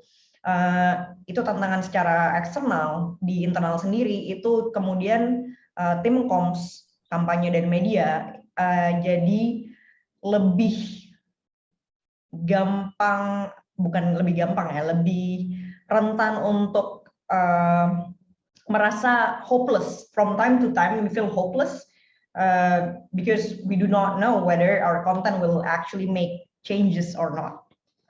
Kalau tidak dibarengi dengan advokasi. Walaupun ya sudah dibarengi advokasi pun, kita mau core sebanyak apapun di media digital, tetap aja kayak your metrics, engagement, reach, interactions, whatever, doesn't equal to sukses gitu. Bisa sih kita menyenangkan diri sendiri dengan bilang kayak, oh ya engagement yang gede, growth-nya besar, tapi itu semua tidak akan terlalu ada artinya kalau misalnya tujuan besar dari kampanye itu tidak tercapai, gitu sih. Thank you. Oke, aku sebenarnya kepo sendiri sih Mbak. Ngelihat kemitraan dan Amnesty, ini kan untuk beberapa orang atau beberapa organisasi agak sensitif ya. Pernah nggak sih ngalamin postnya itu tiba-tiba di take down, tiba-tiba posannya tuh hilang karena isunya sensitif atau lainnya? Pernah nggak sih Mbak pengalaman kayak gitu? Kalau di kemitraan, jadi pernahnya adalah karena aku sebenarnya baru bergabung di kemitraan juga nggak tahu secara utuh ya, cuman beberapa kali karena kita tuh kerja bareng kan sama pemerintah. Cuman di sisi lain bukan berarti kita selalu pro loh, kayak pemerintah ngomong apa, oh iya benar kan, nggak gitu. Kita juga harus sebagai masyarakat sipil kan juga punya tanggung jawab untuk ngasih tahu pemerintah salah nih loh gitu. Nah pernah satu waktu juga kita mengkritisi suatu kebijakan, tapi kita diserang balik lah ya, kayak kok kemitraan gitu sih kan, kita udah kerja bareng gitu. Jadi kayak kan nggak ada salahnya gitu loh. Pernah terjadi itu juga, dan aku di organisasi sebelumnya gitu bahkan kayak misalnya aku sedikit cerita soal waktu aku di HIVOS, isunya soal anti korupsi, soal transparansi. Karena HIVOS adalah organisasi internasional, kayak wah kita nggak bisa nih mengkritik keras-keras gitu, karena nanti kalau sampai ketahuan gitu nanti organisasi ini kena gitu. Jadi caranya adalah ya udah deh, ini kita bikin konten secara ikhlas, kita kasih ke mitra, mitra ini kita bikin tulisan ini nih, kita punya riset ini nih, kalian yang posting ya, kalian yang share ke publik ya gitu. Jadi ya itu dengan memahami audiens kita juga, kita jadi paham konten seperti apa yang harus kita buat, cara kita ngomong juga kayak gimana gitu-gitu sih.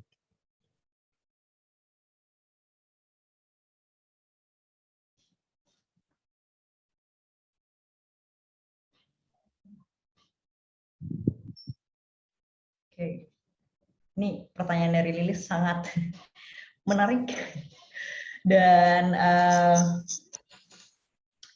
jadi aku kan rutin ngecekin Google Trends Analysis, cari tahu keyword yang biasa orang cari tentang Amnesty Indonesia itu apa. Ada keyword bagaimana cara menutup akun Amnesty International Indonesia. Satu. Seru. Yang aparatnya rajin ya. Yang kedua itu kemarin banget kita baru ada akun yang, sorry banget ini agak kasar, tapi dia bikin akun dengan judul Amnesty Anjing Indonesia yang suku blok dan report. Kita sering banget menerima backlash ya, terutama karena entah kenapa orang-orang itu masih banyak yang kurang memahami bahwa yang kita kampanyekan itu adalah human rights universal. Jadi kita bisa ngomongin soal membela rakyat Palestina, kemudian besoknya ngomongin LGBT, besoknya ngomongin apa lagi, itu karena pemahamannya Amnesty adalah human rights itu universal. Tapi banyak banget yang suka komentar kayak wah ternyata pro LGBT blok, wah ternyata anti pemerintah, padahal kita kagak ada anti pemerintahnya sama sekali. Kita mengkritik siapapun yang melakukan pelanggaran HAM. Dan kita juga nggak stance-nya itu netral dalam politik ya, dalam artian kita tidak pro demokrasi. Betul. Tidak pro demokrasi, tidak juga pro non demokrasi. Kita pro HAM. Gitu. Jadi sering banget kalau udah kayak gitu-gitu, makanya kita tuh ganti password seminggu sekali. Autentikator cuma boleh dipegang oleh 3 orang. Dan itu kita rutin terus-terusan harus ganti password lah, terus memastikan keamanan secara digital, gimana caranya supaya nggak diretas, karena memang ya harus diakui kita banyak membicarakan isu-isu sensitif. Dan banyak yang sepertinya attempting untuk report akun gitu. Seru banget kayak Mbak Rinta ya. Jadi jantungnya gitu terus. Nah ini yang agak modern deh. Sekarang ini emang bahkan selebgram atau content creator itu sudah mengeluhkan algoritma Instagram kan ya, dimana sebenarnya tujuan digital untuk teman-teman NGO ini udah nggak cuman lagi narik engagement atau like, tapi memastikan itu tuh tersebar luas, suara kita, apa yang kita kampanyekan itu tersebar luas gitu.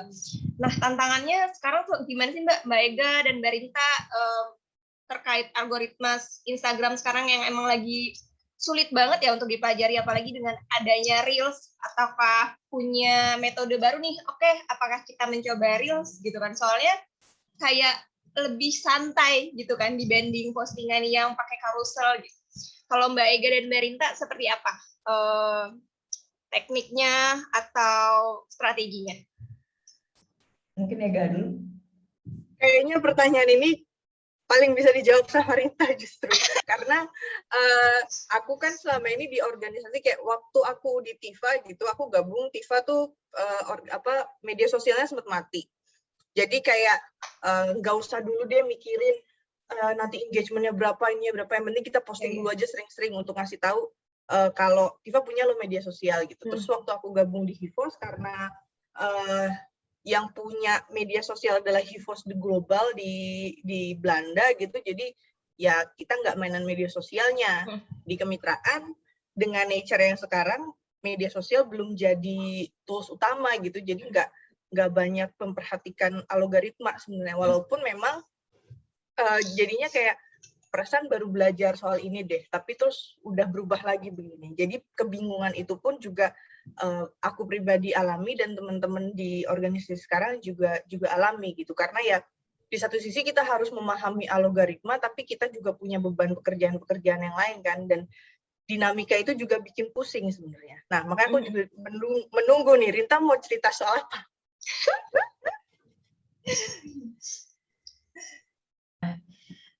Ini pertanyaan yang menarik lagi soal algoritma Instagram. Jadi kalau di timku emang yang buat konten mostly itu sebenarnya bukan aku. Aku lebih ke arah analytics. Nah, tiap bulan kita itu udah pasti ada social media report. Menurutku itu sesuatu yang kayak lumayan common practice ya di NGO-NGO lain dan perusahaan-perusahaan lain. Tapi social media reportnya ini dibagi dua. Jadi social media report untuk melihat performance kita sendiri, sama yang satu lagi benchmarking. Di benchmarking ini, ya puji Tuhannya, Amnesty itu punya resources untuk monitoring akun-akun lain. Monitoring akun lain bukan dengan cara yang creepy atau kayak Intel gitu, tapi lebih ke kita bisa lihat nih dalam sebulan dengan tools yang kami gunakan namanya CrowdTangle, kita bisa lihat siapa yang overperforming atau yang kontennya itu kayak engagementnya gede banget atau growth-nya gede banget. Beberapa organisasi yang kita petakan, kemitraan juga termasuk salah satunya, yang saat ini performing dengan sangat luar biasa itu secara konten adalah Jakarta Feminist. Tapi yang growth-nya besar adalah Greenpeace. Tapi kalau kita lihat lagi, Greenpeace itu mereka udah bergerak secara lama, lalu mereka juga followersnya banyak banget, ada 500 ribuan. Jadi udah pasti mereka punya advantages secara reach. Nah, dari situ kita bisa lihat pola nih. Misalkan kita kumpulin aja 10 konten terbaik dari NGO lain dalam sebulan itu. Kita bandingin sama konten kita sendiri juga. Jadi emang kuncinya di social media analytics ya. Kita lihat walaupun kita nggak bisa nebak logaritma Instagram seperti apa, dan walaupun Instagram akan terus mengeluarkan fitur baru dan selalu messing up their algorithm, yang kita bisa lihat adalah pola dari social media report kita sendiri. Kalau dari Amnesty, kita melihatnya polanya itu ke tipe konten dan isu yang dipilih. Tipe konten yang banyak menarik perhatian orang, kita lihat adalah video. Tapi ketika video dimasukkan ke dalam Reels, bukan IGTV atau feed.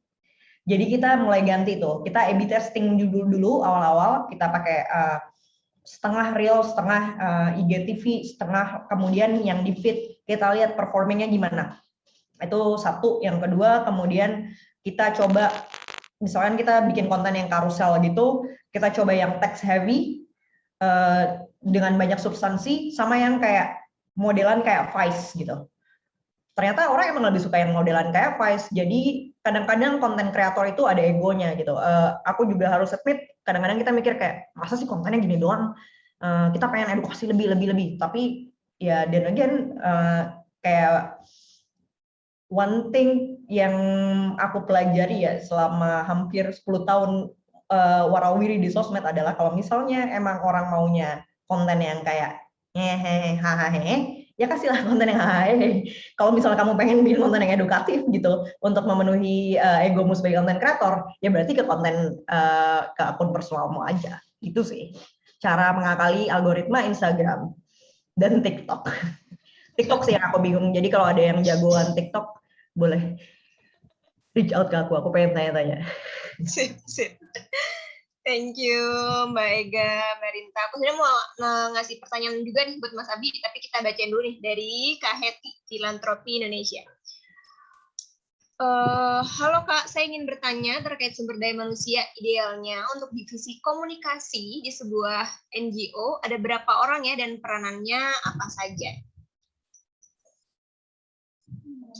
Boleh dong, aku mau dengar Mas Abi nih di perspektifnya sebagai agensi, dan Mbak Ega dan Mbak Rinta nih sebagai NGO yang orangnya mungkin lebih banyak gitu. Ya, Berapa kalau dari orang? aku sih berapa ya? Tergantung budget dan tergantung donor ya. cuma memang kalau kita di Pameo misalnya ya, ketika kita handle satu klien gitu, kita akan taruh berapa ya? Project manager 1, lalu konten strategis 1, terus ada graphic designer minimal 1, terus juga ada admin ya, gitu. Itu untuk akun sosial media gitu.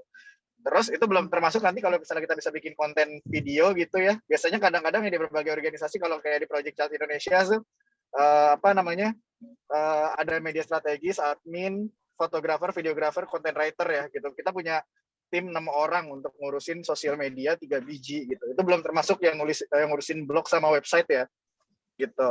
Jadi ya kira-kira kalau memang idealnya kan segitu. Cuma memang dalam kenyataan memang kan nggak bisa semuanya kita ngeluarin budget untuk punya 6 orang di sosial media gitu ya. Dan akhirnya kadang-kadang sering jadi korban nih satu orang pegang semuanya ya gitu, palu gada ya, apa lu mau kita kasih ada gitu kan. Itu sering terjadi di kota-kota besar ya. Gitu. Tapi kira-kira segitu sih. Nah, timnya tergantung ya, nanti juga ada misalnya kalau misalnya kita butuh community engagement gitu. Ya kita perlu online community manager gitu yang ngurusin komunitas ya, building data dan lain-lain gitu. Nah, itu sih kira-kira timnya. Jadi sangat tergantung gitu. Makanya banyak sering terjadi gitu karena maintenance-nya tergantung dana dan lain-lain, akhirnya ya pakainya vendor gitu. Nah, ya seperti Pameo biasanya kadang-kadang di hire untuk campaign-campaign tertentu yang memang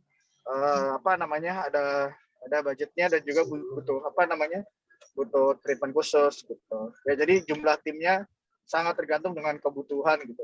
Ya bisa ya ada kebutuhan video kah, ada kebutuhan community management kah gitu, kira-kira gitu. Kalau dari Mbak Ega nih, Mbak Ega dan Mbak Rinta, timnya ada berapa orang sih? Sekalian kita kepo.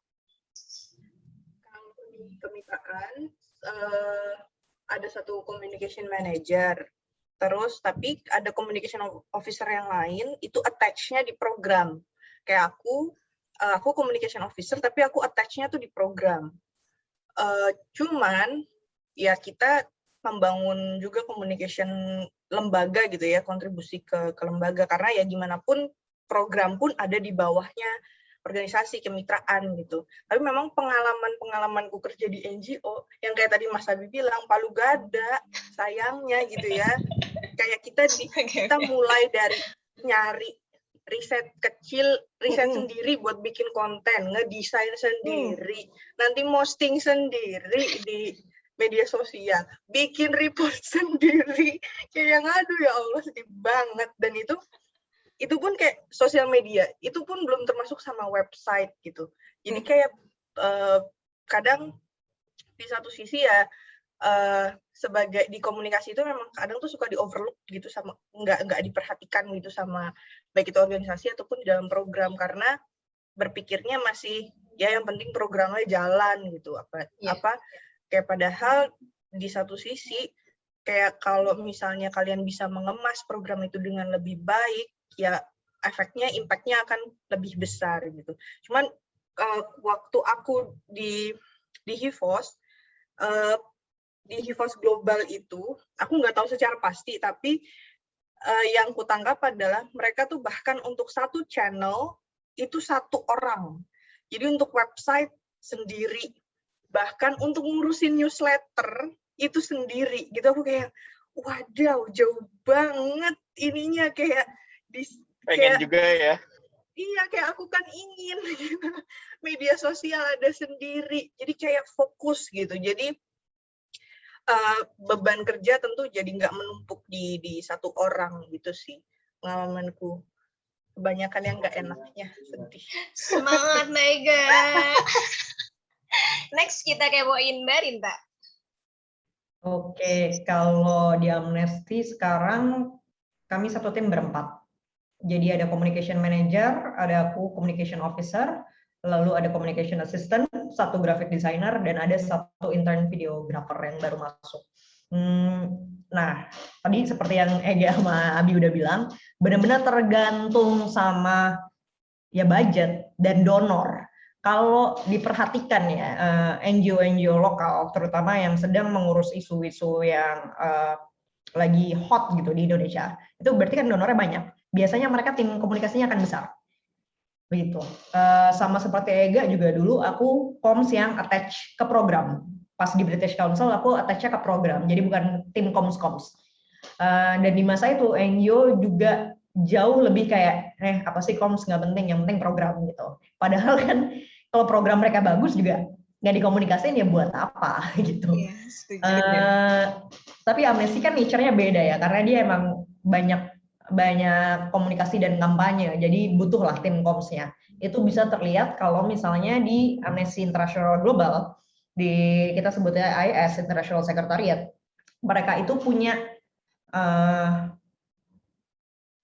orang yang ngurusin social media analytics sendiri, kemudian ada videographer sendiri, ada video producer kayak yang tadi bikin video itu sendiri. Jadi videographer sama video producer beda nih. Producer ya udah cuma editing terus bikin script. Tapi yang ngambil ya videographer. Terus ada graphic designer, lalu ada digital marketing sendiri. Digital marketing mereka yang running ads dan lain-lain. Jadi nggak, kalau di Amnesty ini kan cuma karena cuma ada aku, ya udah yang running ads aku, yang bikin analytics aku, yang graphic design dia sekalian video, aku juga kadang-kadang video gitu. Jadi emang palu gada banget sih. Tapi memang idealnya orang konten has to remain orang konten. Designer has to remain designer. Analytics harus remain analytics, karena udah yang penting ada 3 itu. Lalu ada video itu juga, desainer jangan jadi videographer juga gitu. Idealnya seperti itu. Tapi kalau memang masih ada budget constraint, ya mau nggak mau, ya content writer-nya ya juga harus analytics, juga harus segala macam. Tapi on the positive note, aku pernah beberapa kali ada di posisi seperti itu. Even sekarang juga kurang lebih masih kayak gitu kan posisinya. Untuk orang itu bisa jadi kayak personal development yang bagus lah, professional development yang sangat bagus untuk siapapun yang bekerja dengan cara seperti itu. Tapi tetap harus difokusin ke satu. Kayak aku selalu jualannya analytics, walaupun aku nggak pengen sebenarnya orang tahu aku bisa bikin video. Kecuali kalau itu adalah persyaratan untuk masuk, harus bisa bikin video baru aku bilang. Oke, thank you Mbak Rinta, Mbak Ega. Ya, jadinya sebenarnya itu ya, suka dan dukanya sedikit gitu. Nah, untuk Mas Abi nih, ada yang bilang nih, Mas Abi, saya tertarik dengan The Global NGO Technology Report 2019. Bisa saya akses di mana ya? Oke, nanti dibagi Mas Abi ya. Itu aku udah bagiin yang fundraise dari fundraiser. Thank you Mbak Rinta. Mas Abi, tadi kan Mbak Rinta sempat mengungkapkan nih bahwa orang udah mulai ada yang judul konten atau kontennya nih overlap kayak gitu. Kalau dari pandangan perspektifnya Mas Abi nih, di agensi biasa mengelola konten dengan berbagai tone of voice gitu, berbagai klien. Punya tips tersendiri nggak sih Mas Abi untuk hal yang seperti itu?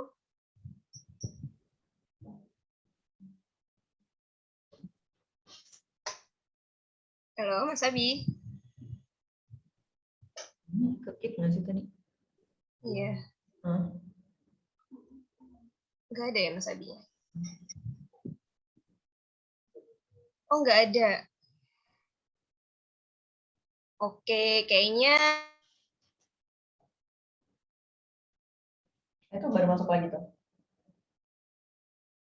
Halo, Mas Abi. Sudah tersambung kah?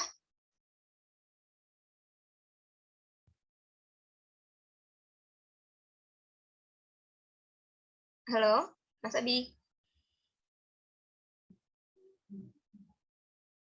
Enggak, ini ya.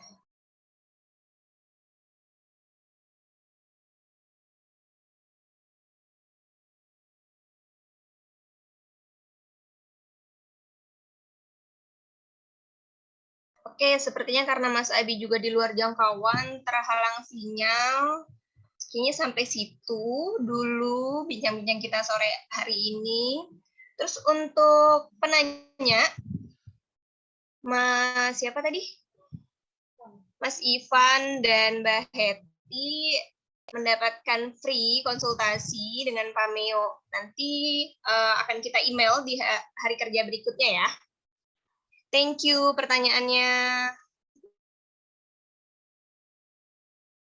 Nah, untuk peserta, boleh diisi form feedback-nya untuk absen dan untuk e-sertifikat. Sudah kita taruh di link chat ya, teman-teman. Boleh diisi. Yang tadi ada yang nanya absen. Boleh juga masukannya untuk kita ke depannya, webinarnya mau apa sih topiknya atau webinarnya, mau seperti apa, atau feedback untuk webinar hari ini juga boleh banget untuk masukan Pameo. Oke. Kalau begitu, terima kasih teman-teman. Terima kasih Mbak Rinta, terima kasih Mbak Ega, terima kasih Mas Adi atas materinya sore ini. Sangat-sangat bermanfaat. Aku sendiri banyak catatannya di sini. Aku tidak hanya jadi moderator, aku menjadi peserta juga, aku nyatat. Thank you banget. Sukses terus Mas Adi, Mbak Ega, Mbak Rinta, dan teman-teman. Semoga punya insight yang bagus ya buat NGO-nya. Harus seperti apa nih setelah ini, harus seperti apa, harus campaign seperti ini. Atau mau menghubungi Mbak Rinta, Mbak Ega, dan Mas Adi boleh banget. Saya Lilis pamit undur diri. Terima kasih teman-teman. Kalau ada kekurangan saya mohon maaf. Selamat sore, sampai jumpa lagi. Terima kasih teman-teman Pameo, makasih Lilis. Ya, Mbak Rinta. Thank you semuanya. Ya. Selamat sore. Makasih Rinta, Ega. Yo, Mas Abi, sampai jumpa lagi.